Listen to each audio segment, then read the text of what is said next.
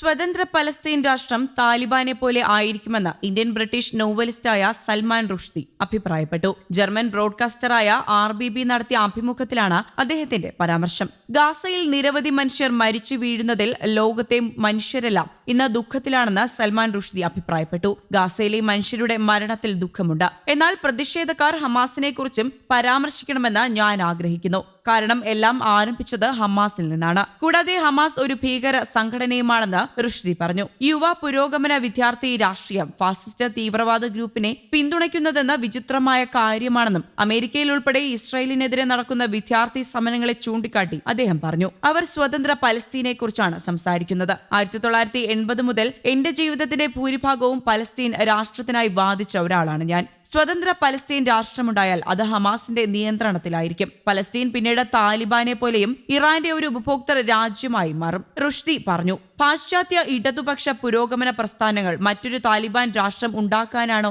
ആഗ്രഹിക്കുന്നതെന്നും അദ്ദേഹം ചോദിച്ചു. ഗാസയിലെ മരണങ്ങളിൽ ഒരു വൈകാരിക പ്രതികരണമുണ്ടെന്നത് യാഥാർത്ഥ്യം തന്നെയാണ്. എന്നാൽ അത് യഹൂദ വിരുദ്ധതയിലേക്കും ഹമാസിനെ പിന്തുണയ്ക്കുന്നതിലേക്കും നീങ്ങിയാൽ അത് വലിയ പ്രശ്നമായി മാറുമെന്നും റുഷ്ദി കൂട്ടിച്ചേർത്തു. ഇസ്രയേലി നയതന്ത്രജ്ഞൻ ഡേവിഡ് സാരംഗയും ഇസ്രയേലിന്റെ ഔദ്യോഗിക എക്സ് അക്കൌണ്ടിലും റുഷ്ദിയുടെ അഭിമുഖത്തിന്റെ ദൃശ്യങ്ങളും അദ്ദേഹത്തിന്റെ അഭിപ്രായങ്ങളും പങ്കുവച്ചിട്ടുണ്ട്. അതേസമയം ഗാസയിലെ റഫേൽ ആക്രമണം വിപുലീകരിക്കുമെന്നും ലക്ഷ്യം നേടും വരെ യുദ്ധം തുടരുമെന്നും ആവർത്തിച്ച ഇസ്രയേൽ പ്രസിഡന്റ് ബെഞ്ചമിൻ നെതന്യാഹു രംഗത്തുണ്ട്. ടെല്ലവീവിൽ അമേരിക്കൻ ദേശീയ സുരക്ഷാ ഉപദേഷ്ടാവ് ജെയ്ക് സള്ളിവന് മുൻപാകെയാണ് നെതന്യാഹുവിന്റെ പ്രഖ്യാപനം. ആക്രമണം തടഞ്ഞില്ലെങ്കിൽ ആയിരങ്ങൾ കൊല്ലപ്പെടുമെന്ന മുന്നറിയിപ്പുമായി UN സെക്രട്ടറി ജനറലും രംഗത്തെത്തിയിട്ടുണ്ട്. റഫേലും വടക്കൻ ഗാസയിലെ പ്രദേശങ്ങളിലും ഇസ്രയേൽ കൂട്ടക്കുരുതി തുടരുകയാണ്. പിന്നിട്ട 24 മണിക്കൂറിനിടെ 106 പേർ കൂടി കൊല്ലപ്പെട്ടതോടെ ഗാസയിലെ മരണസംഖ്യ 35,562 തകർന്ന കെട്ടിടങ്ങൾക്കുള്ളിൽ അകപ്പെട്ടവരെ പുറത്തെടുക്കാൻ പോലും കഴിയാത്ത വിധം വ്യാപക ആക്രമണങ്ങളാണ് ഇസ്രയേൽ നടത്തുന്നത്. റഫേൽ നിന്ന് പലായനം ചെയ്തവരുടെ എണ്ണം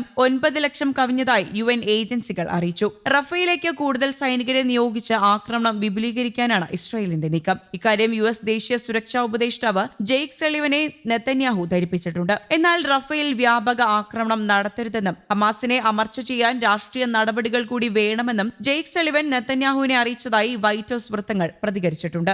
ഇസ്രയേൽ പ്രധാനമന്ത്രി ബെഞ്ചമിൻ നെതന്യാഹുവിനും പ്രതിരോധ മന്ത്രി യോവ് ഗാലന്റിനും അറസ്റ്റ് വാറന്റ് പുറപ്പെടുവിക്കണമെന്ന അന്താരാഷ്ട്ര ക്രിമിനൽ കോടതി ചീഫ് പ്രോസിക്യൂട്ടറുടെ നിർദ്ദേശം ഇസ്രയേലും അമേരിക്കയും തള്ളി. ഹമാസിനെയും ഇസ്രയേലിനെയും തുലനം ചെയ്യുന്ന ICC സമീപനം ലജ്ജാകരമാണെന്ന് അമേരിക്ക കുറ്റപ്പെടുത്തി. കോടതി നിർദ്ദേശം അവജ്ഞയോടെ തള്ളുന്നതായി ഇസ്രയേലും വ്യക്തമാക്കിയിട്ടുണ്ട്. എന്നാൽ അന്താരാഷ്ട്ര കോടതി നിർദ്ദേശത്തെ ഗൗരവത്തിൽ കാണണമെന്ന് യൂറോപ്യൻ യൂണിയൻ പ്രതികരിച്ചു. ഗാസയിലെ ഹമാസ് നേതാവ് Yahya Sinwar, Mohammed al Deif, Ismail Haniyeh എന്നിവർക്കെതിരെയും അറസ്റ്റ് വാറന്റ് പുറപ്പെടുവിക്കണം എന്നാണ് നിർദ്ദേശം. എന്നാൽ ഇരകളെയും വേട്ടക്കാരെയും ഒരുപോലെ കാണുന്ന കോടതി ആരുടെ താൽപര്യമാണ് സംരക്ഷിക്കുന്നതെന്ന് വ്യക്തമാക്കണമെന്ന് ഹമാസും പലസ്തീൻ സംഘടനകളും ആവശ്യപ്പെട്ടിട്ടുണ്ട്. News desk, Kerala Kaumudi.